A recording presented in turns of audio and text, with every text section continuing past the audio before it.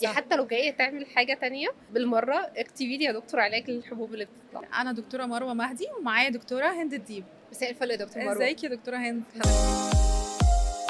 بتشوفي اكتر حالات في الفئه العمريه من 14 ل 24، ليه يخص السن ده بالذات؟ يعني عشان الهرمونال لخبطه ولا الانهيلثي دايت؟ هو هرمونها طبعا اكتر سبب. هو ممكن نشوف الاكني في اي فئه عمريه، بس صح، ده ده حقيقي. فعلا زي ما حضرتك قلتي مظبوط. دي صح. حتى لو جايه تعمل حاجه تانية بالمره اكتبي لي يا دكتور علاج للحبوب اللي بتطلع. لو انت هتكتبي روشته لحالات حب الشباب او حالات الاكل، هل روشتتك هتبقى واحده مع كل الحالات؟ بالتاكيد لا طبعا، حسب طبعا. اولا هو اكني برون، يعني هو معرض لحب الشباب. اوقات يطلع لي حبايه فيري حبايه مايلد المناسبه زي ما كنتي بتقولي في الاول. بالظبط كده.